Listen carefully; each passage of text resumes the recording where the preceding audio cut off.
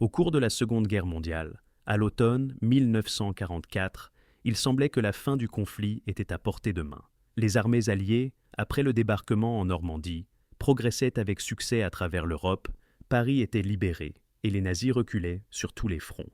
Dans une telle atmosphère naquit l'un des plans les plus audacieux de toute la guerre, l'opération Market Garden. Elle avait le potentiel de terminer la guerre avant Noël 1944, ou du moins, c'est ainsi que l'imaginaient ses créateurs. Il s'agissait de la plus grande opération aéroportée de l'histoire, combinant un déploiement massif de parachutistes avec une attaque terrestre rapide. Dans cette vidéo, vous découvrirez comment ce plan audacieux est né, ce qu'en attendaient les généraux alliés et pourquoi il s'est finalement transformé en catastrophe quand des milliers de parachutistes d'élite sont tombés dans le piège d'une armée allemande expérimentée.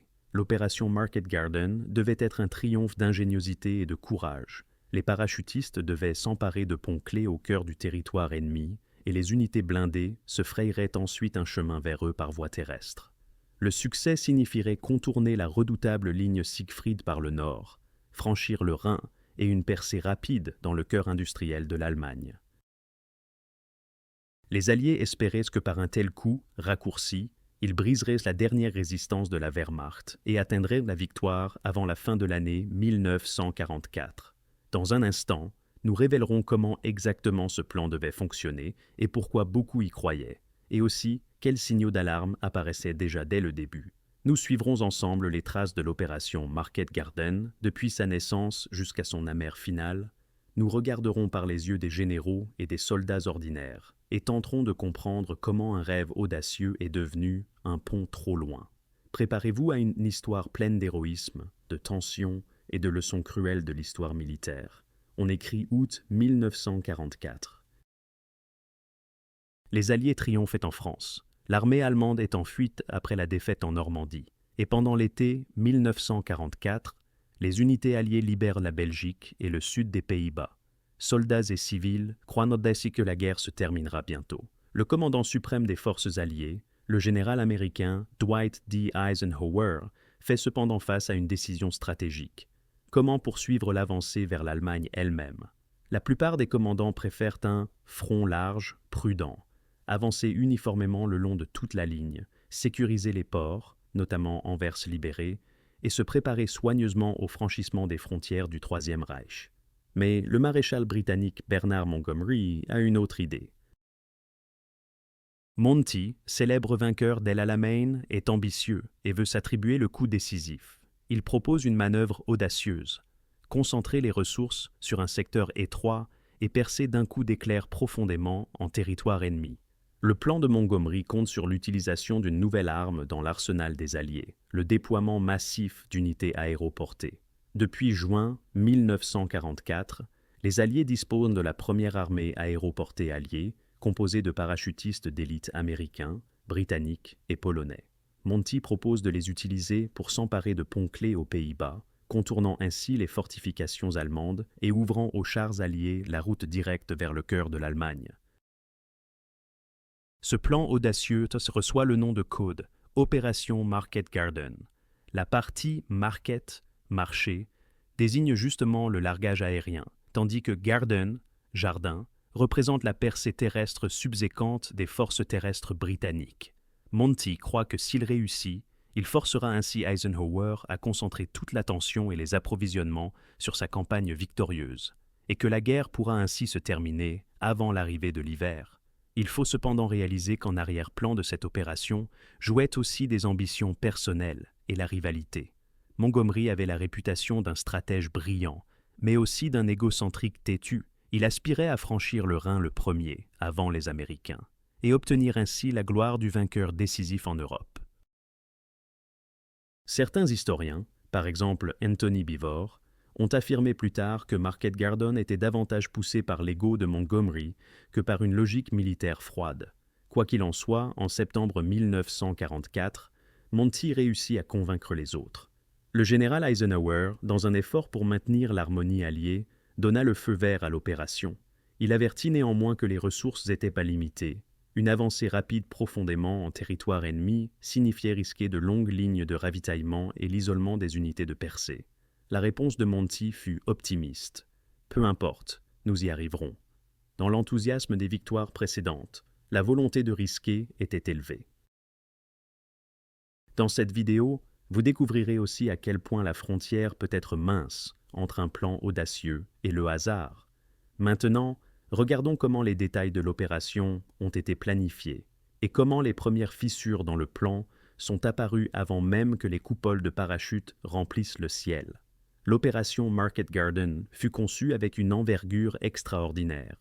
Les Alliés avaient l'intention de transporter par air, en quelques jours, 3 divisions et demie aéroportées profondément derrière les lignes ennemies, près de 35 000 soldats, 2 fois plus de parachutistes qu'ils n'en avaient largués en Normandie.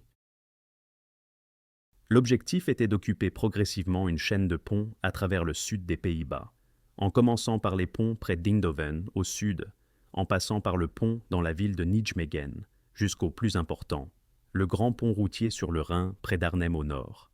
Une fois que ces passages seraient aux mains des parachutistes, l'armée blindée britannique, le 30e corps du général Brian O'Rourke, partirait du sud par la seule route principale, que les parachutistes nettoieraient et tiendraient. Cette longue section d'autoroute se rendrait plus tard célèbre sous le surnom de « route de l'enfer », mais n'anticipons pas. Si tout s'était déroulé selon le plan, les chars se seraient frayé un chemin en 2 jours à travers le corridor libéré jusqu'à Arnhem, se seraient joints aux parachutistes là-bas, et ensemble, ils auraient conquis l'avant-terrain au-delà du Rhin. De là, il y aurait eu un passage libre vers la Ruhr, le cœur industriel de l'Allemagne, et le front allemand se serait effondré du jour au lendemain. Tel était le plan. Sur le papier, cela paraissait excellent. Le plan promettait de raccourcir la guerre peut-être de mois.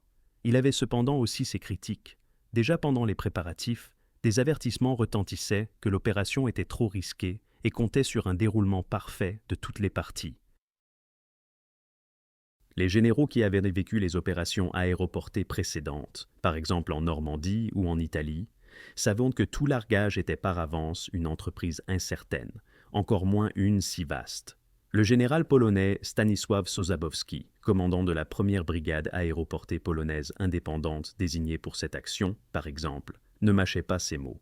Lors d'une des réunions début septembre 1944, il dit directement au général britannique Frederick Browning « Monsieur, je suis désolé, mais cette mission ne peut pas réussir. » Sosabowski argumentait que le plan comptait sur des forces trop petites sur des distances trop grandes. Les parachutistes seraient étirés sur un corridor étroit, long de dizaines de kilomètres, et il pourrait très facilement arriver que les Allemands les coupent avant l'arrivée des renforts. Browning, un homme réputé pour son ambition, qui aspirait à commander un assaut aéroporté, ne se laissa pas ébranler par ces inquiétudes et fit taire énergiquement le général polonais. Avec le recul, il s'avéra que Sosabowski n'était pas loin de la vérité, mais alors ses paroles sonnaient de manière inappropriément pessimiste. Ce n'était pas le seul avertissement. Les informations de renseignement suggéraient que dans la zone du largage prévu, commençaient à se rassembler des unités allemandes qui pourraient représenter un danger sérieux. La reconnaissance aérienne britannique, par exemple, le 12 septembre 1944, photographia dans les environs d'Arnhem des véhicules blindés allemands. Les rapports de la résistance néerlandaise parlaient aussi du fait que dans les forêts environnantes avaient été aperçus des chars avec des croix noires, ce qui indiquait la présence d'unités SS. Ces rumeurs parvinrent jusqu'aux hauts lieux alliés. Eisenhower lui-même envoya son chef d'état-major à Montgomery pour l'avertir qu'il y avait peut-être des divisions blindées allemandes près d'Arnhem. Monty ne voulait cependant pas entendre parler de changement de plan. L'opération était déjà approuvée et il comptait sur l'effet de surprise. Même l'officier de renseignement du corps aéroporté, le major Brian Urquhart, coïncidence de nom avec le commandant de la première division aéroportée, insistait pour un report. Il demandait au général Browning d'annuler l'atterrissage près d'Arnhem, car les informations de reconnaissance étaient inquiétantes. Browning s'opposa cependant. Ses craintes sont exagérées. Urquhart n'obtint que d'être envoyé, sous prétexte d'épuisement, en congé de santé, pour ne pas gêner les préparatifs. Browning minimisait la situation et on raconte qu'en privé, il prononça même la phrase célèbre « Je pense que nous visons peut-être un pont de plus que ce qui est raisonnable ». Il faisait ainsi allusion justement à Arnhem, l'objectif le plus éloigné de l'opération. Cette remarque, un pont trop loin, devint plus tard le symbole de toute l'opération. Mais alors, les planificateurs dirigeants balayèrent ces avertissements, en disant que les Allemands étaient au bord de l'effondrement et n'étaient pas capables d'une plus grande résistance. Selon les rapports des services de renseignement, la Wehrmacht avait subi pendant l'été 1944 des pertes si lourdes qu'elle n'était prétendument plus qu'une bande terrifiée en retraite. Telles étaient les représentations alliées, et les voix prudentes ne s'y adaptèrent pas trop. Même les Néerlandais, qui connaissaient le mieux leur territoire et ses écueils, avaient des réserves. Les officiers supérieurs de l'armée néerlandaise ne furent pas du tout invités à la planification de Market Garden. Quand ils apprirent cependant par ouï-dire certains détails, ils furent consternés. Par exemple, le prince Bernard des Pays-Bas, alors commandant suprême des forces armées néerlandaises, se rappela plus tard que quand ils découvrirent à quelle distance d'Arnhem les Britanniques voulaient larguer leurs parachutistes, plus de 10 kilomètres à l'ouest de la ville, et par où devait passer la route des colonnes de chars, par les routes surélevées des digues entre les marécages et les polders, ils avertirent immédiatement. Cela ne peut pas fonctionner. Une opération sur un tel terrain échouera.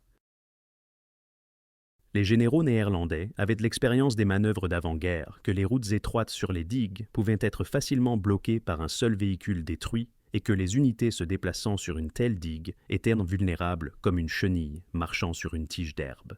Il suffit de tapoter et c'est fini. L'état-major britannique refusa cependant poliment mais fermement leurs inquiétudes. « N'ayez pas peur, nous y arriverons », fut la réponse confiante. Bernard constata amèrement que les Britanniques les considéraient apparemment comme une bande de fous qui osaient remettre en question les plans de fameux chefs de guerre. Montgomery avait alors la réputation d'un génie, et même si les représentants néerlandais s'étaient adressés par exemple à Churchill lui-même, le maréchal britannique aurait imposé sa vision. Les Néerlandais ne faisaient de cocher la tête avec incrédulité devant comment des erreurs fatales peuvent se naître au plus haut niveau. Rien de ces doutes ne pouvait cependant plus arrêter l'opération. La machine militaire se mit en marche. La date de l'attaque fut fixée le 17 septembre 1944. Les plans de secours en cas d'échec n'existaient pratiquement pas. Régnait la conviction que les Allemands étaient trop affaiblis et surpris pour opposer une résistance coordonnée. Un des planificateurs remarqua avec exagération que le seul qui pourrait faire échouer Market Garden était la météo. Comme il s'avéra, justement la météo et globalement la réalité non coopérante devinrent un adversaire sérieux. Les Alliés entrèrent cependant dans l'action pleins d'optimisme. Maintenant, rendons-nous donc dans les plaines néerlandaises et suivons comment le plan ambitieux se réalisait, pas à pas, depuis le premier saut des parachutistes hors des avions. Dimanche 17 septembre 1944 après-midi. Le ciel au-dessus des champs néerlandais gronde soudain de centaines de moteurs d'avions.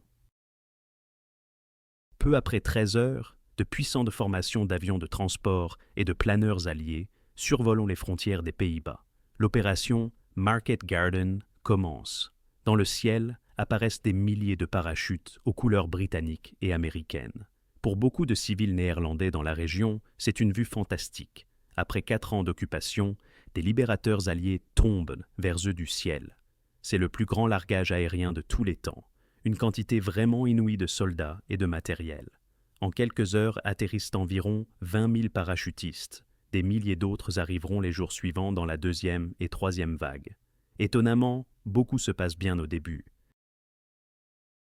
Les Alliés ont tiré les leçons des largages nocturnes précédents, quand les parachutistes étaient dispersés dans la campagne. Maintenant, ils choisissent la lumière du jour et de grandes zones marquées. Les résultats se manifestent. Par exemple, la 82e division aéroportée américaine rapporte que 89% de son effectif a atterri exactement sur ou à une distance d'1 kilomètre des zones prévues. Les pertes pendant le saut sont minimales. La défense anti-aérienne allemande tire bien. Mais l'attaque diurne surprise la prise au dépourvu et la plupart des parachutistes se posent au sol, relativement en sécurité. L'escorte aérienne des chasseurs alliés tient aussi en respect les éventuels chasseurs allemands. La première phase réussit donc. Les généraux peuvent souffler. Encore dans l'après-midi, les unités de la 101e division aéroportée américaine, Aigle-Criard, larguées sur le secteur le plus au sud près d'Eindhoven, rapportent qu'elles ont pris plusieurs ponts sur le canal Meuse-Escaut et d'autres cours d'eau plus petits. De même, la 82e division aéroportée des États-Unis, All American, largués dans la partie centrale près de Nijmegen, sécurisent rapidement le pont près de la ville de Grave et les ponts sur la Meuse et les canaux près de Wegel et Son. Tout ne va pas parfaitement. Les unités de capture allemandes réagissent, si bien que par exemple, le petit pont à Son au nord d'Eindhoven, les Allemands l'ont fait sauter sous le nez de la 101e division. C'est une complication désagréable, car c'est par là que doit passer dans quelques heures le corps blindé britannique. Les sapeurs américains et les unités techniques britanniques commençaient cependant immédiatement à planifier de construire un pont provisoire, Bailey, au-dessus du canal, dès qu'ils en auront l'espace. Globalement, cependant, le premier jour se déroule de manière prometteuse. Dans cette vidéo, vous découvrirez comment le premier jour de l'opération éveilla peut-être un optimisme excessif. Le commandement allié croit alors que les Allemands sont vraiment paralysés par la surprise. Les rapports du terrain parlent de confusion parmi les unités allemandes. Les civils dans les villages libérés accueillent les parachutistes avec des fleurs et des pleurs de joie. Les soldats allemands se rendent par endroits presque sans combat.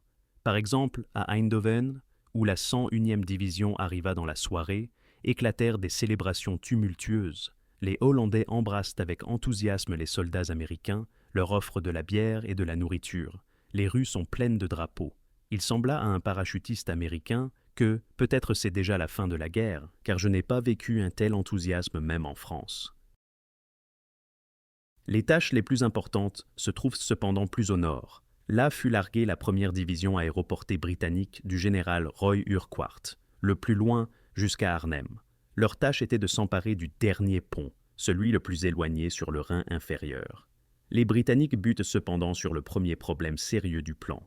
Par crainte de la défense anti-aérienne allemande et manque de surface appropriée, ils doivent atterrir loin de leur objectif. Les unités aéroportées et de planeurs de la première division se posent sur de vastes prairies et bruyères près des communes de Hilsum et Oosterbeek, à environ 10 à 12 km à l'ouest du pont d'Arnhem.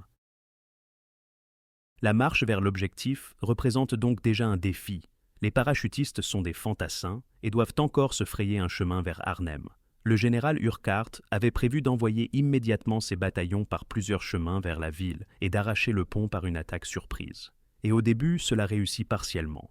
Le 2e bataillon du colonel John Frost avance par la route sud vers le pont et, étonnamment, ne rencontre presque pas de résistance. Beaucoup d'Allemands à Arnhem sont cet après-midi dominical confus ou en état de choc du largage soudain. Il s'avéra même plus tard qu'à Oosterbeek, près des lieux de saut, avait son état-major de campagne, le maréchal allemand Walter Model, lui-même commandant du groupe d'armée B.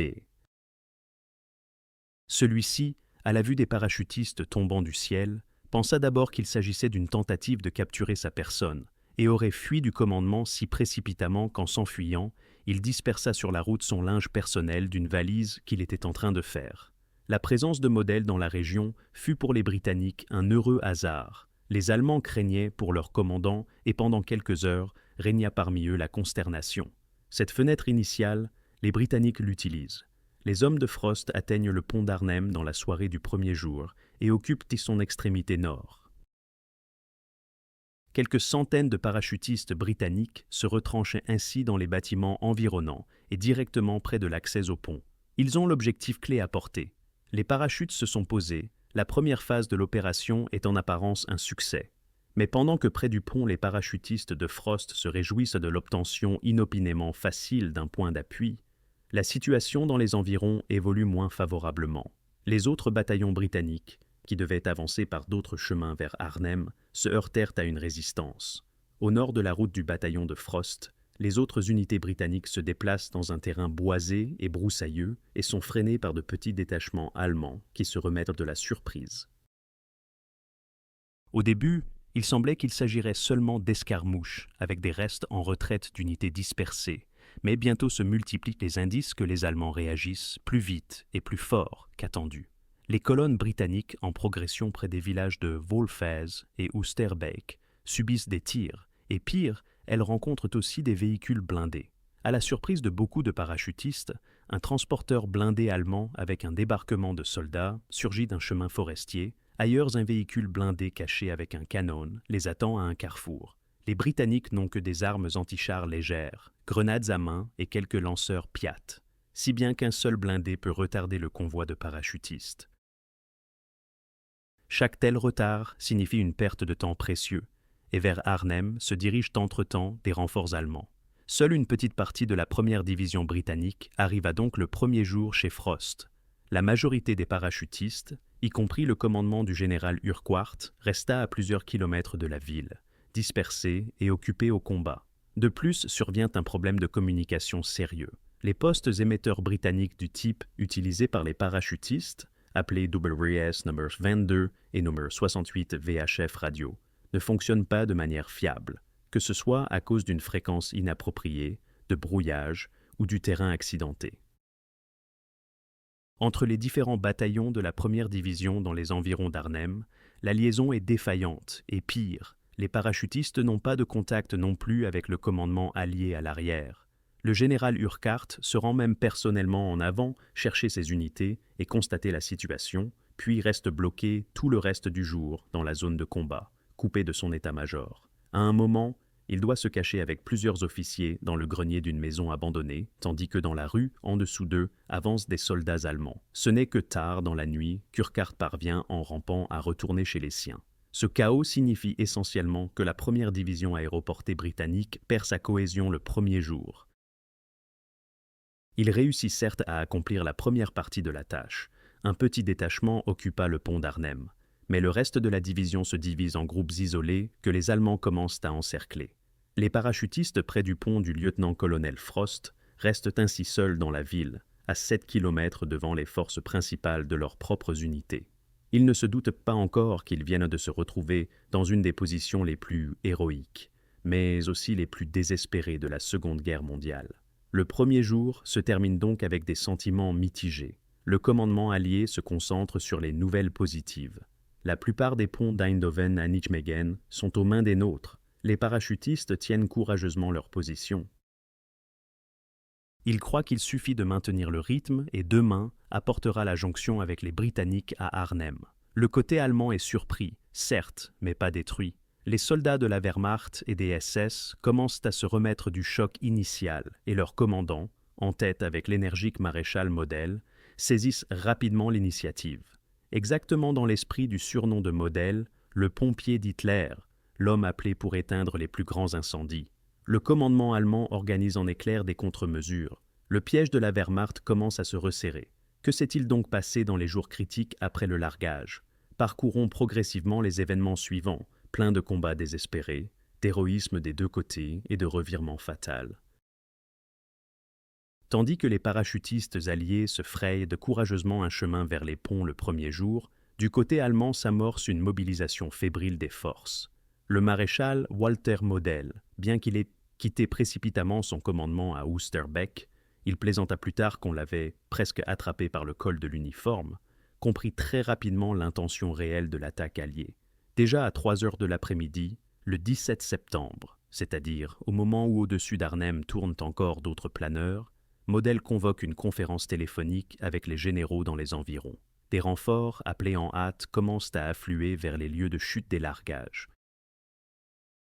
Le général Kurt Student, commandant des troupes aéroportées, parachutistes, allemandes, reçoit de l'état-major d'Hitler l'ordre de prendre le commandement de toutes les unités disponibles aux Pays-Bas et de former avec elles une première armée parachutiste improvisée. Bien que cela sonne pompeusement, en réalité Student dispose d'un mélange de bataillons éparpillés et d'unités d'école, mais il les rassemble immédiatement et les envoie vers Eindhoven, Nijmegen pour arrêter l'avancée blindée britannique. Simultanément, le général Wilhelm Bittrich, commandant du 2e corps blindé SS, qui forme la 9e et 10e division blindée SR, sur l'instruction de Model, déplace ses forces, la 10e division Frundsberg vers Nijmegen et la 9e division Hohenstaufen vers Arnhem. Justement, la présence de ces deux unités d'élite SS dans la région s'avérera tout à fait cruciale pour la bataille et inattendue pour les planificateurs alliés. Ces divisions étaient certes considérablement affaiblies après les combats en Normandie. Ensemble, à peine 6 à 7 000 hommes et seulement quelques chars en état de combat. Mais leurs soldats appartenaient aux plus expérimentés et les commandants se distinguaient par leur capacité d'improvisation. De plus, coulait dans leurs veines la soif de revanche. Ils reculaient depuis des centaines de kilomètres, et maintenant, ils avaient enfin la chance d'asséner un coup à l'adversaire. La tactique allemande face au largage massif fut étonnamment prompte. Au lieu de la panique, Model décida de faire d'Arnhem et des environs un piège, une poche dans laquelle il laisserait tomber les parachutistes, puis la fermerait. Il ordonna donc immédiatement « Les ponts clés à Nijmegen et Arnhem doivent être tenus, pas détruits ». Cet ordre allait peut-être à l'encontre des attentes. Les Alliés s'attendraient à ce que les Allemands fassent sauter les ponts pour que les parachutistes ne puissent pas les utiliser. Mais Model jugea qu'il aurait lui-même besoin des ponts solides pour transférer ses propres unités et chars lors de la contre-attaque vers le sud. Il planifiait de laisser ses forces traverser par le pont d'Arnhem et de Nijmegen, intactes sur la rive sud du Rhin et de la Waal, et couper le 30e corps britannique en progression. L'ennemi nous a atterri dans le dos. Excellent. Nous l'encerclerons et le détruirons, résonnait grossièrement le raisonnement allemand. C'est pourquoi Model, malgré la recommandation de Bittrich de plutôt détruire le pont de Nijmegen, insiste sur sa préservation. Il envoie immédiatement des unités pour se retrancher du côté nord du pont de la Waal à Nijmegen et le défendre contre les Américains. Simultanément, des renforts allemands se rassemblent aussi autour d'Arnhem. Le premier affrontement notable arrive encore le même jour au soir. Bittrich, n'ayant que des fragments de ses divisions blindées, décide de tester la force des parachutistes britanniques près du pont d'Arnhem. Il envoie donc un détachement de reconnaissance, le 9e bataillon de reconnaissance SS, sous le commandement de l'Hauptsturmführer, capitaine, Viktor Grebner. Cette unité dispose d'environ 40 véhicules blindés légers, transporteurs semi-chenillés, automobiles blindées, et était à ce moment-là l'ensemble mobile le plus fort que Bittrich avait à disposition à Arnhem. Grebner traverse d'abord dans l'après-midi, avec une partie de ses véhicules, le pont d'Arnhem vers la rive sud, pour vérifier si dans l'espace entre Arnhem et Nijmegen n'ont pas aussi atterri des parachutistes, ce qui ne fut pas le cas. Vers le soir, il reçoit l'ordre de revenir à Arnhem et de percer vers le pont du côté sud, où il soupçonne les Britanniques. Grebner est un officier agressif, il se dépêche. Il soupçonne qu'un coup rapide pourrait déstabiliser les Britanniques. Tôt le matin du 18 septembre, vers 9h30, Grebner lance sa colonne blindée sur le pont d'Arnhem à pleine vitesse. Ce qui arriva ensuite s'inscrivit dans l'histoire comme un des affrontements les plus dramatiques de la bataille d'Arnhem. Les Britanniques du 2e bataillon de Frost avaient attendu toute la nuit des renforts en vain, mais ne restèrent certainement pas inactifs. Ils disposèrent autour de l'extrémité nord du pont un périmètre défensif et préparèrent des positions défensives improvisées dans le bâti. Ils disposaient de plusieurs canons antichars de calibre 6 livres, 57 mm, et d'une quantité de points blindés Piat, plus un stock de grenades. Quand les transporteurs de tête de Grebner traversèrent le pont et se précipitèrent sur la rampe vers la ville, les Britanniques n'ouvrirent pas encore le feu. Ils attendaient que l'ennemi se morde plus profondément. Mais dès que la partie principale de la colonne atteignit la rive nord, l'enfer se déchaîna. Les parachutistes britanniques laissèrent passer la tête de la colonne, puis bloquèrent le centre de la colonne par un tir percutant d'armes anti-chars. Retentit un grondement assourdissant. Les mines anti-chars posées sur le pont explosèrent sous les premiers véhicules. Ceux-ci roulaient cependant si vite qu'ils sautèrent littéralement par-dessus le foyer de l'explosion et continuèrent avec des chenilles endommagées vers la ville. Mais déjà le tir concentré des Britanniques des deux côtés de la rampe s'abattait sur le reste de la colonne. Les grenades et projectiles Piat commencèrent à déchirer les blindages des semi-chenillés allemands. Les parachutistes britanniques, aux fenêtres des bâtiments environnants, jetaient de près des bouteilles incendiaires et des grenades directement dans les transporteurs ouverts, pleins de parachutistes SS. Les Allemands se retrouvèrent dans un piège. Ils ne pouvaient aller ni en avant ni en arrière. Leurs propres épaves en feu bouchaient la chaussée. Se déclencha une bataille sauvage de 2 heures, pendant laquelle les Britanniques fusillèrent et brisèrent littéralement presque toute l'unité de Grebner. D'environ 2 dizaines de véhicules qui entrèrent à l'extrémité nord du pont, la plupart furent détruits et brûlaient. On estime qu'environ 70 soldats allemands tombèrent, y compris le capitaine Grebner lui-même. Son véhicule blindé fut touché et il y brûla. Cette unité de reconnaissance par le combat tourna de manière catastrophique et les Allemands réalisèrent que les Britanniques près du pont n'étaient pas une proie facile. Au contraire, La colonne décimée de Grebner devint un avertissement. À Arnhem étaient arrivés des parachutistes vraiment fanatiques et excellemment entraînés, qui ne se rendraient pas facilement. Un correspondant allemand écrivit plus tard « Les hommes de la première division aéroportée britannique étaient les meilleurs soldats contre lesquels nous ayons fait face sur le front occidental. Pour le reste de la bataille, les Allemands près d'Arnhem progressèrent plus prudemment. Les gars de Frost payèrent aussi leur tribut. Eux aussi eurent des pertes et leur situation resta sans espoir. Ils étaient toujours isolés, encerclés dans la ville, avec des munitions limitées et aucune nouvelle sur quand viendrait l'aide. Ils ne se doutaient pas qu'ils ne recevraient jamais d'aide et qu'ils devraient se battre 8 jours pour leur survie, au lieu des 2 jours d'attente prévus. Tandis qu'à Arnhem se rallumait le 18 septembre cette bataille locale furieuse, au sud et au centre du corridor, l'évolution se dramatise aussi. Le 30e corps britannique, formé de la division blindée de la garde et d'autres unités, partit de Belgique vers les Pays-Bas, déjà dimanche après-midi, après avoir reçu la nouvelle du largage réussi de la 101e division près d'Eindhoven.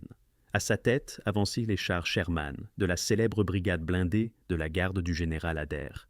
Mais la route étroite, passant par les polders et les villes, se révéla bientôt comme le talon d'Achille de toute l'entreprise.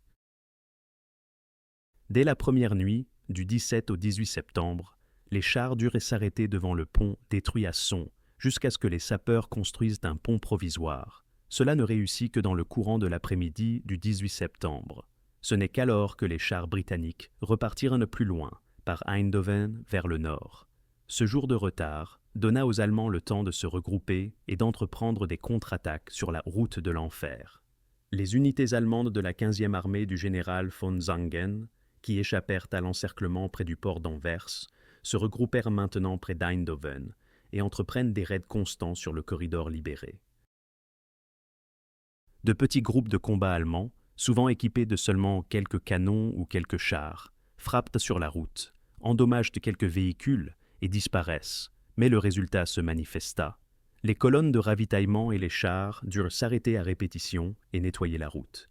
Les parachutistes américains de la 101e division se transformèrent en unités de pompiers courant d'un trou à l'autre, dès que le 30e corps britannique perça plus au nord. Les Allemands coupèrent à nouveau le corridor plus au sud.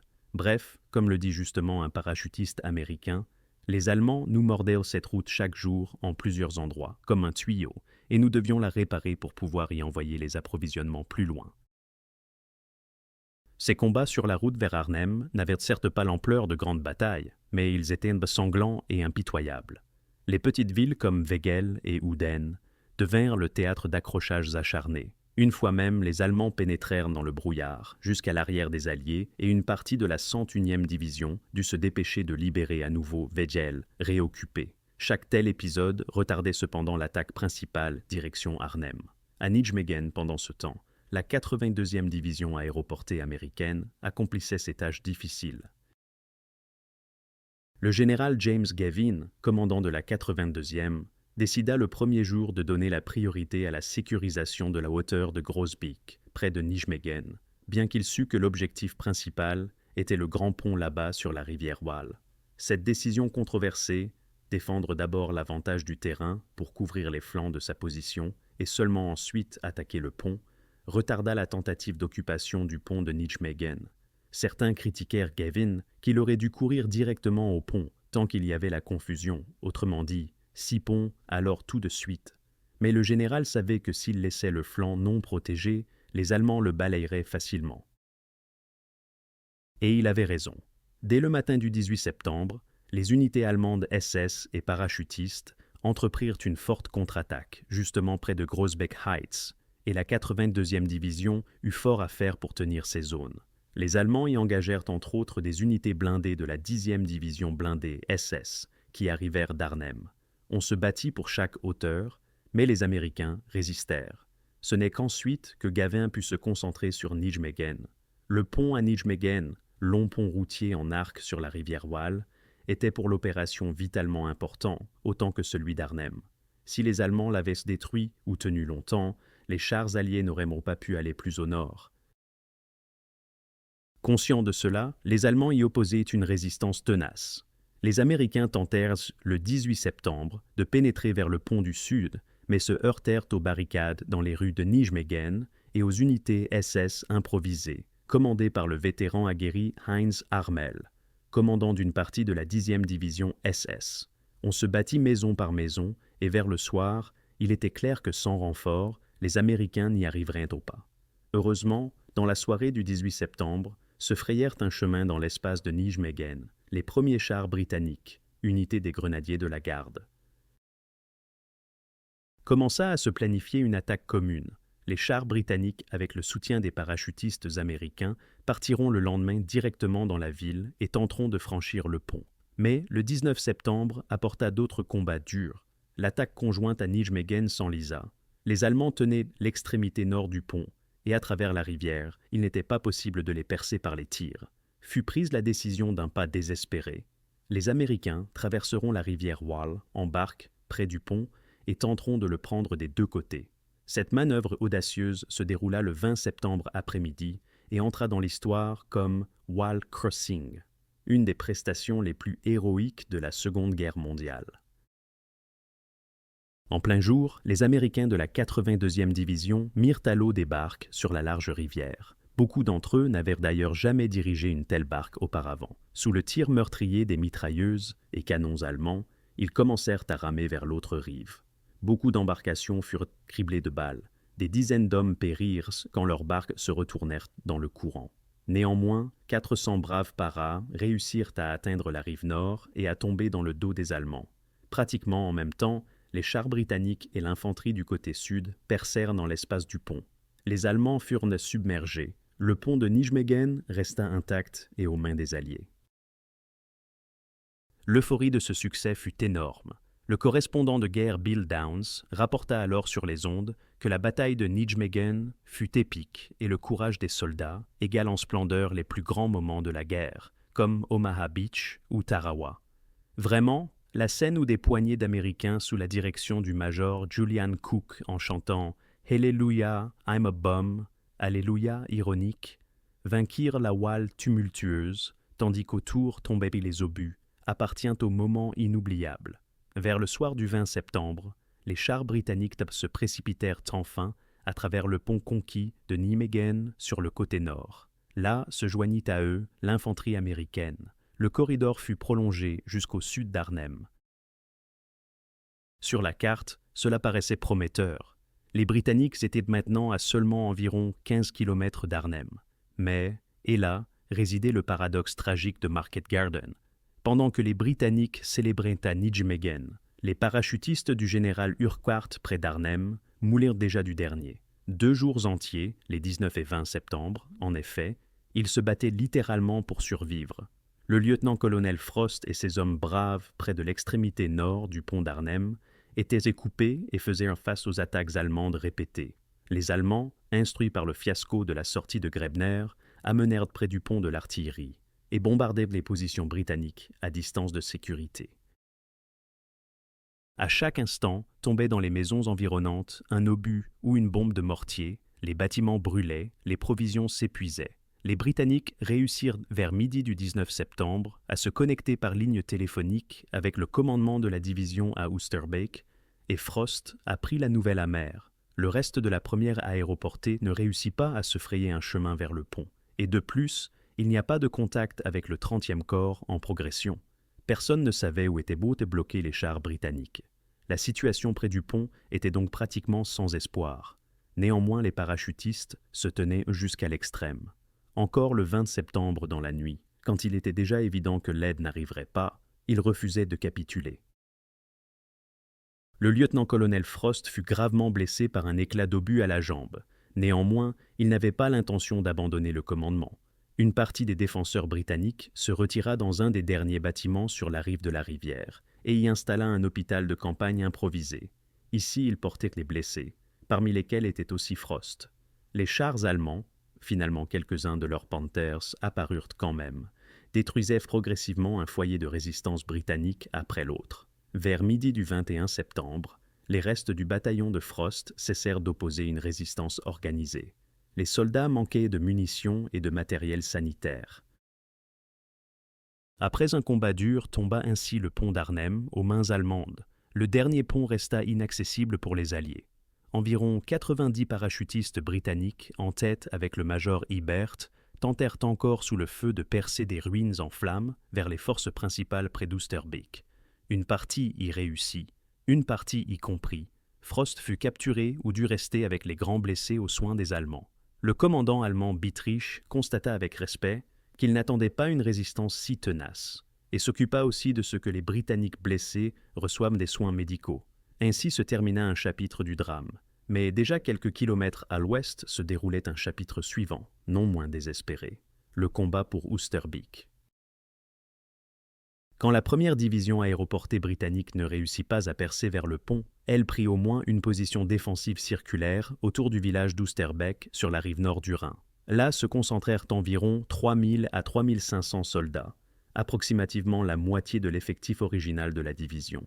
Ces parachutistes, du général Urquhart jusqu'au dernier radio, se retranchèrent mais sur un territoire relativement petit. Le périmètre avait en moyenne seulement quelques kilomètres et attendait les chars alliés libérateurs du Sud. Ils durent se remettre d'une énorme déception. Les renforts promis nulle part, la liaison radio minime, les munitions diminuaient. Commença un combat de siège impitoyable, dans lequel les Allemands avaient la supériorité numérique et matérielle. Le 21 septembre de plus, les Allemands entreprirent une forte attaque concentrée sur Oosterbeek de plusieurs côtés à la fois. Ce jour, les parachutistes se nommèrent plus tard « Jeudi noir ». Ils perdaient en des positions et devaient se retirer plus près de la rivière, dans un périmètre toujours plus étroit. Néanmoins, la résistance britannique ne faiblissait pas. Dans les maisons et jardins d'Oosterbeek naquirent beaucoup de petites « forteresses » où les parachutistes se défendaient jusqu'à la dernière cartouche. Un des officiers britanniques, avec un humour amer, rapporta à la radio « Nous nous battons toujours dans les environs de l'église. Nous avons peu de munitions, alors les Allemands pénètrent parfois à l'intérieur, mais nous les chassons toujours à nouveau avec des fourches et des pelles. » Telle était la réalité. Les cartouches et projectiles anti-chars s'épuisaient, mais personne ne voulait capituler. Les Britanniques utilisaient même les anciennes lignes téléphoniques hollandaises dans le sol pour se connecter entre leurs installations quand les radios échouaient déjà. Une grande part dans le fait que le moral des parachutistes dans l'encerclement ne s'effondrait pas complètement revenait aussi aux civils hollandais. À Oosterbeek et dans les environs, un certain nombre de locaux aidaient comme ils pouvaient. Ils portèrent de l'eau, souvent sous le feu, ou cachèrent les blessés. Une maison à Oosterbeek, surnommée Old Vicarage, le vieux presbytère, devint un hôpital de campagne provisoire pour les blessés britanniques. La famille hollandaise de Kate ter Horst, mère de 5 enfants, ouvrit sa maison à des dizaines de parachutistes ensanglantés et Kate leur fournissait des soins de base et du réconfort quand déjà les médicaments et bandages manquaient depuis longtemps. Cette femme courageuse, que les soldats appelaient affectueusement l'ange d'Arnhem, lisait la Bible aux mourants ou tenait simplement la main de garçons effrayés loin de leur foyer. Elle-même risquait sa vie. La maison fut touchée à répétition par des obus. Néanmoins, elle persévéra. Il y eut plus de tels héros silencieux parmi les civils, et bien qu'ils n'aient pas eu d'armes, leur présence donnait de la force aux soldats encerclés. Beaucoup de Britanniques se rappelèrent, plus tard, qu'ils furent émus de la gentillesse avec laquelle les simples Néerlandais les traitaient au milieu de l'enfer de la bataille. À un moment, il y eut dans la maison de Kate environ 300 blessés, allongés serrés partout, sur le sol, dans les escaliers. Et néanmoins, il régnait une sorte d'ordre calme grâce à cette femme extraordinaire. Entre-temps, apparurent enfin à l'horizon les Polonais. La première brigade aéroportée polonaise indépendante du général Sosabowski, que les planificateurs voulaient originellement larguer déjà le 19 septembre, ne put s'engager dans l'action à temps à cause du mauvais temps, brouillard épais. Les avions de transport avec les Polonais attendaient sur les aéroports anglais impatiemment tout le 19 et le 20 septembre. Ce n'est que le 21 septembre après-midi que le ciel s'éclaircit assez pour qu'il soit possible de décoller. Vers Arnhem, cependant, s'étaient ajoutés entre-temps des flaks et chasseurs allemands. Les Polonais volèrent donc comme dans la gueule du dragon. Leur largage près du village de Driel, sur la rive sud du Rhin, en face d'Oosterbeek, se transforma en tragédie. Le tir anti-aérien enflamma plusieurs avions de transport encore en l'air, et les parachutistes polonais sautèrent d'avions en feu seulement pour que leurs parachutes se posent mollement au sol. Beaucoup étaient morts, avant de toucher terre. Le général Sosabowski observa avec douleur au cœur comment d'un planeur touché se détacha en vol une aile et qu'il se brisa entièrement. Sans parachute se versèrent de lui une dizaine de silhouettes, dont la chute de hauteur ne pouvait survivre personne. Ceux qui atterrirent vivants se retrouvèrent immédiatement sous le feu des unités allemandes sur la rive sud. Les Polonais se rassemblèrent néanmoins et organisèrent la défense de Driel. Ils avaient prévu de se transporter à travers le Rhin vers les Britanniques encerclés, mais les bateaux leur manquaient. Ici se manifesta tragiquement une autre faiblesse de la planification. Personne n'assura à temps aux parachutistes des moyens suffisants pour traverser la rivière. Finalement, ne parvinrent aux Polonais dans la nuit que quelques canots pneumatiques, et même ceux-là furent bombardés par les Allemands. Quelques dizaines de soldats polonais parvinrent à traverser la rivière. Mais c'était tout. Quelques nombres contre des milliers de Britanniques défendant désespérément Oosterbeek ne signifiait qu'un petit renforcement. Sosabowski, frustré et en colère du déroulement de l'opération, tenait néanmoins ses hommes près de Driel et étouffait leur colère. Les Polonais, en effet, sentaient bien justement qu'ils étaient dans le rôle du bouc émissaire, envoyé dans une action perdue. Leur général les exhortait à tenir. Peut-être réussirait-on à organiser une percée coordonnée du sud et du nord et se joindre. Et c'est justement à cela que s'efforçaient les Alliés au sud du Rhin. Après la prise de Nijmegen, le 30e corps britannique s'efforçait de continuer immédiatement vers Arnhem, mais il se heurta près de la petite ville d'Elst, et plus loin dans l'espace entre la Waal et le Rhin inférieur. Ici, les Allemands de la 10e division SS formèrent une ligne défensive, et le terrain inondé, champs humides et polders, ne permit aux chars britanniques aucun contournement. Commença une bataille positionnelle tenace, qui entravait l'avancée.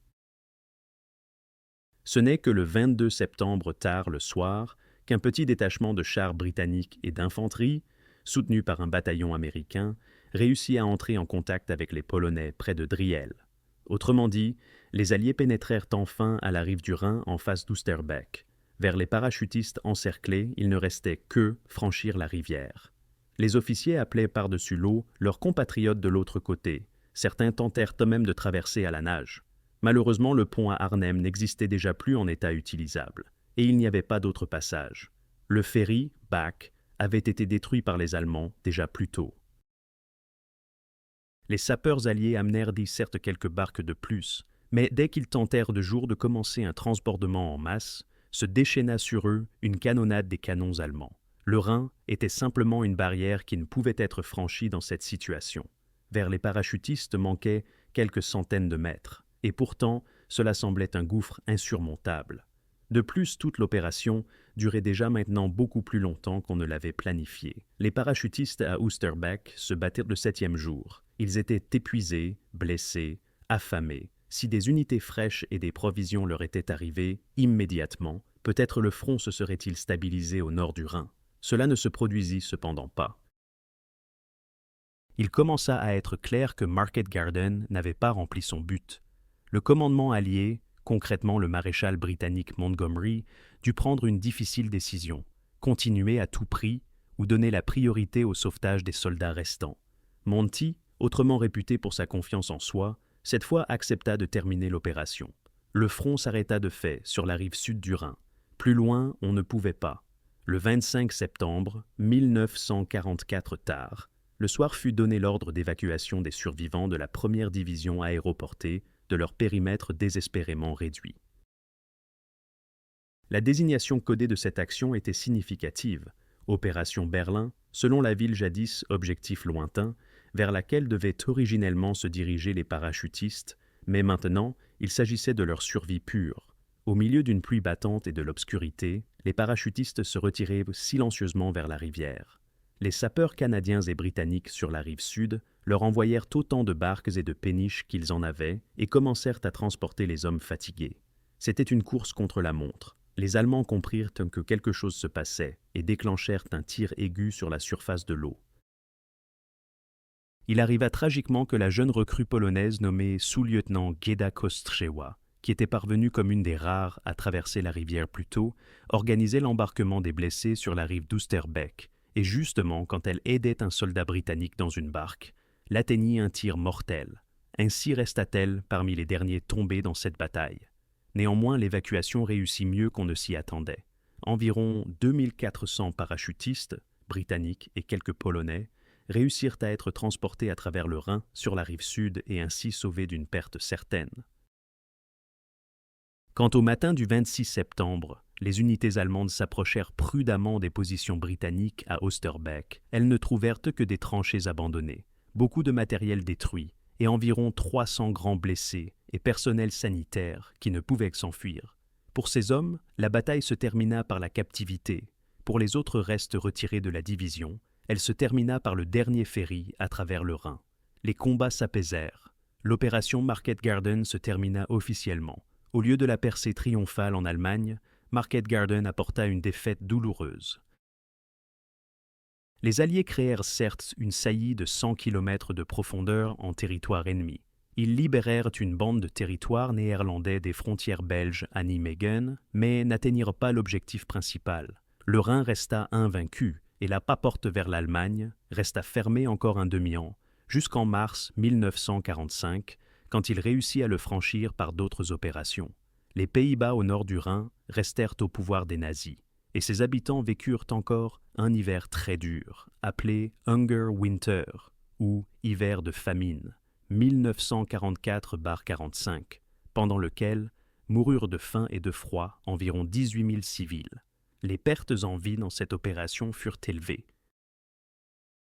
La première division aéroportée britannique fut pratiquement détruite. Des environ 10 000 hommes qui entrèrent dans l'action, seul moins du quart revint. Plus de 1500 parachutistes britanniques et polonais tombèrent au combat ou succombèrent plus tard aux blessures, et plus de 6500 furent capturés, y compris des centaines de blessés qui restèrent dans les hôpitaux de campagne et tombèrent en captivité allemande. La première division britannique cessa ainsi d'exister comme ensemble en état de combat. Jusqu'à la fin de la guerre, elle ne fut plus déployée et dut être reconstituée. Les divisions aéroportées américaines, 82e et 101e, eurent des pertes moindres, mais aussi sensibles. Ensemble, environ 3500 tombés, disparus ou gravement blessés. Les unités terrestres du 30e corps perdirent environ 1500 hommes. Au total donc, les Alliés perdirent environ 11 à 12 000 soldats pendant ces 9 jours de combat. Les pertes allemandes ne sont pas exactement documentées. Les estimations se situent entre 7 à 10 000 tombés et blessés. Pour eux aussi, ce fut un combat dur, sauf qu'à la différence des Alliés, le côté allemand atteignit son objectif principal. Il tint le Rhin et liquida le largage. La dernière victoire tactique de la Wehrmacht d'Hitler était au monde. Les Néerlandais, que les Alliés libérèrent dans la région du corridor Eindhoven-Nijmegen, jubilaient, mais la joie était mélangée de tristesse et de peur, car le nord du pays et leurs proches là-bas devaient continuer à souffrir sous le joug nazi. Une fille néerlandaise de Nijmegen dit plus tard « Nous avions de la joie d'être libres, mais quand nous entendîmes parler d'Arnhem, nous ne pouvions célébrer. Nous savions que cela signifiait la prolongation de la guerre. » L'opération Market Garden provoqua parmi les commandants alliés une vague de discussions et d'accusations mutuelles. Le maréchal Montgomery affirma d'abord que l'opération fut un succès à 90%, puisque la plupart des ponts tombèrent aux mains des Alliés. Seul celui dernier près d'Arnhem, non. Cette interprétation incroyable fut cependant rejetée par beaucoup. Même Monty dut ensuite reconnaître qu'il s'était trompé en sous-estimant les difficultés du terrain et surestimant la faiblesse allemande. Le Premier ministre britannique Churchill défendit Montgomery dans un discours en disant « La bataille d'Arnhem fut une splendide victoire. Seule la division dirigeante reçut à la fin un coup sur les doigts. » Cet euphémisme ne satisfit cependant pas surtout les Néerlandais. Le prince Bernard déclara amèrement « Mon pays ne peut plus se permettre le luxe d'une telle autre victoire de Monty. » Dans cette phrase se sentaient la déception et la colère, puisque l'échec de Market Garden conduisit à d'énormes dégâts matériels à Arnhem. La ville fut complètement dévastée par les combats, et les Allemands ordonnèrent ensuite l'évacuation de tous les habitants, qui passèrent ensuite l'hiver hors de leur foyer. Et comme déjà mentionné, à la tragédie appelée hiver de famine, quand en conséquence de la coupure des livraisons, moururent des dizaines de milliers de personnes. Les Hollandais se posent la question s'il n'était pas possible de les épargner, si l'opération avait été mieux planifiée, ou si les Alliés s'étaient plutôt concentrés sur la libération du port d'Anvers et l'approvisionnement, au lieu de la sortie hasardeuse sur Arnhem. Tombèrent aussi des questions vers les commandants américains. Le général Eisenhower fut critiqué d'avoir autorisé l'opération à Monty, et le général Browning fit face aux reproches qu'il coordonna mal les largages et ne respecta pas les services de renseignement. Browning, de plus, chercha les coupables ailleurs. Il rejeta injustement la faute de l'échec sur le général polonais Sosabowski.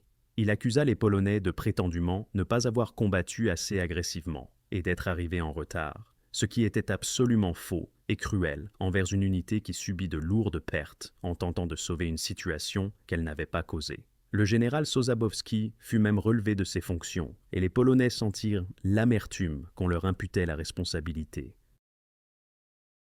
Ce n'est que beaucoup de décennies plus tard, en l'an 2006, que le Royaume-Uni et les Pays-Bas reconnurent formellement l'héroïsme de Sosabowski et de ses hommes. Le général reçut in memoriam une haute distinction, et la reine néerlandaise accorda à la brigade polonaise l'ordre militaire le plus élevé. Cela ne changea cependant rien au fait qu'en l'an 1944, les Polonais furent utilisés comme bouc émissaire pour une opération ratée. Les historiens analysèrent plus tard les causes de l'échec de Market Garden en détail. Ils s'accordent généralement que la planification et le renseignement échouèrent. Les planificateurs alliés sous-estimèrent le terrain. Seule route, goulot d'étranglement étroit, où on pouvait soupçonner que les Allemands le criblèrent de balles. Et l'ennemi, ils ignorèrent les rapports sur les chars SS près d'Arnhem. L'opération était simplement trop compliquée et dépendante de la coordination de beaucoup de facteurs. Il suffisait d'un retard, d'un pont détruit, et tout l'engrenage se grippa. Et c'est exactement ce qui arriva. De plus se rassemblèrent aussi plusieurs circonstances malheureuses. Le temps qui se dégradait, qui retarda les Polonais et rendit difficile le ravitaillement par air. La réaction énergique du commandement allemand, Model et Bittrich agirent très résolument. Et aussi peut-être un bout de malchance sous la forme de cette ferme volonté de ne pas faire sauter les ponts du côté allemand. Paradoxalement, si les Allemands avaient détruit le pont de Nijmegen dès le premier jour, les Alliés auraient indiqué terminer l'opération plus tôt et peut-être avec de moindres pertes. Mais par le fait que le pont resta intact, il attirait Monty vers la prolongation constante de l'attaque. « Nous pouvons encore y arriver, nous sommes si proches !» se disait-il probablement. Pour les Allemands, cela signifiait cependant qu'eux aussi pouvaient utiliser ce pont, et effectivement, après avoir chassé les Britanniques d'Arnhem, les Allemands arrêtèrent promptement l'avancée britannique près de la ville d'Elst, et ne les laissèrent plus passer. Au final ainsi, Market Garden non seulement ne raccourcit pas la guerre, mais plutôt la prolongea. Les Alliés perdirent beaucoup de soldats expérimentés et de matériel, qu'ils manquèrent ensuite lors des opérations d'automne suivantes. Le moral allemand fut au contraire renforcé. Après une série de défaites soudaines, ils réussirent à arrêter l'offensive et détruire une unité britannique d'élite, ce qui leur donna confiance en soi. Il n'est pas étonnant que dès décembre 1944, les Allemands s'enhardirent à la dernière contre-offensive dans les Ardennes. Aussi grâce au fait qu'Arnhem les conforta dans la foi qu'on pouvait encore battre les Alliés dans des batailles individuelles. Un historien britannique remarqua justement que si on écrivait un bulletin scolaire militaire, le plan Market Garden recevrait un 5 rouge. « Vous avez échoué ».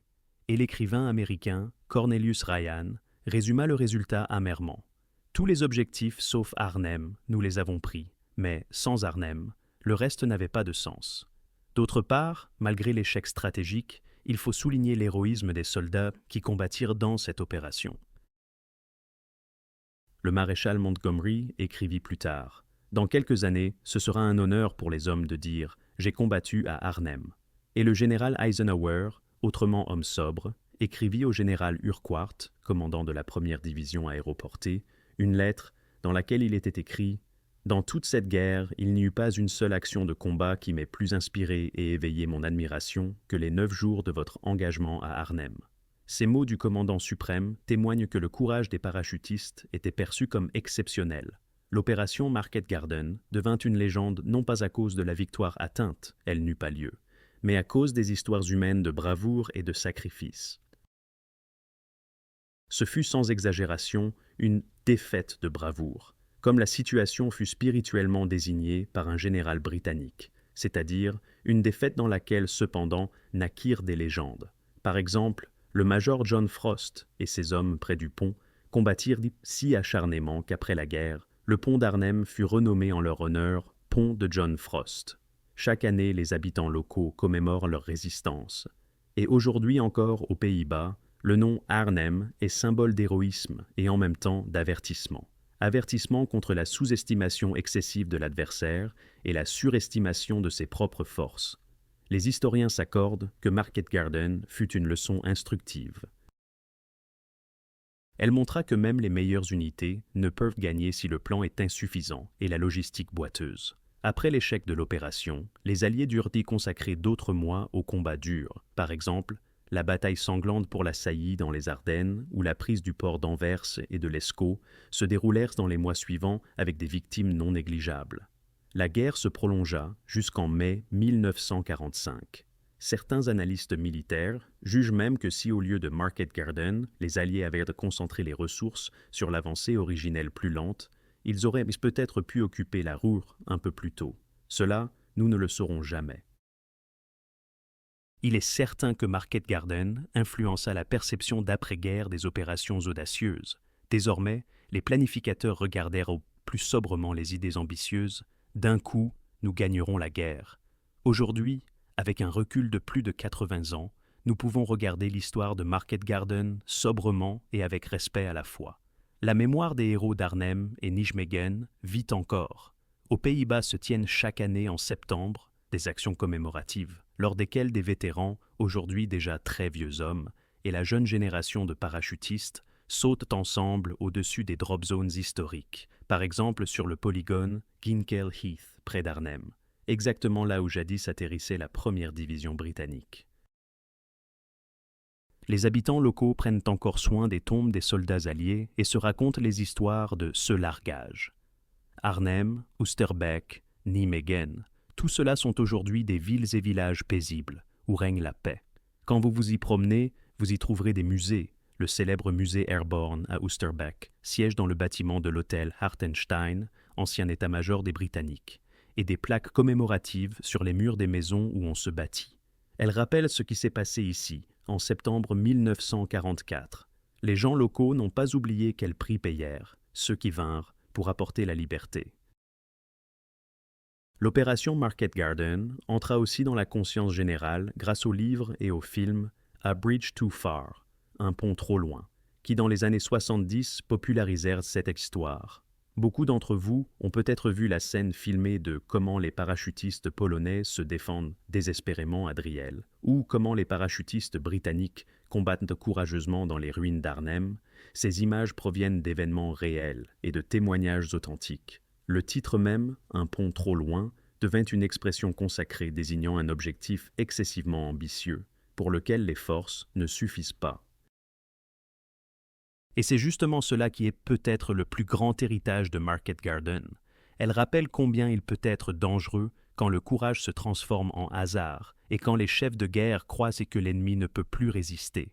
Cette opération montra que dans la guerre, rien n'est certain et que sous-estimer l'adversaire ne paie pas cruellement. En même temps, Market Garden fournit pour toujours des histoires inspirantes de camaraderie, de courage et de dévouement. Que ce soit les parachutistes américains qui ramaient à la rencontre d'une mort certaine à travers la rivière tumultueuse, ou les parachutistes britanniques qui se battaient à Arnhem sans chance de victoire, seulement pour accomplir l'ordre, leurs actes éveillent encore l'admiration. Et bien sûr, nous ne devons pas oublier les civils, comme Kate Terhorst et sa famille, qui risquèrent leur vie pour sauver d'autres. Il est bon de réaliser qu'en ce temps terrible put se manifester aussi l'humanité et la compassion. L'opération Market Garden reste ainsi dans l'histoire comme une leçon amère et un monument honorable. Leçon amère pour les chefs de guerre, pour qu'ils ne répètent pas les mêmes erreurs. Monument honorable pour tous ceux qui y combattirent et tombèrent, car eux accomplirent leur tâche avec honneur, même si les circonstances n'étaient pas de leur côté. Nous, aujourd'hui, pouvons vivre en paix aussi grâce à leurs sacrifices et peut-être nous instruire de leur histoire. En regardant l'Europe unie et paisible d'aujourd'hui, il est difficile d'imaginer qu'ici se déroulaient jadis de telles tragédies. D'autant plus important est de ne pas oublier. L'histoire du pont trop loin nous rappelle le prix de la liberté et que l'arrogance et la sous-estimation peuvent avoir des conséquences fatales. Je vous remercie pour votre attention et pour vous être plongés avec moi dans ce drame de la Seconde Guerre mondiale. Si l'histoire de l'opération Market Garden vous a intéressé et que vous avez appris quelque chose de nouveau, je serai heureux si vous mettez un like à cette vidéo et la partagez avec d'autres. L'histoire offre beaucoup d'enseignements et d'inspiration, et je serai ravi si nous continuons à la découvrir ensemble. Encore une fois, merci pour le visionnage, et au revoir lors du prochain récit.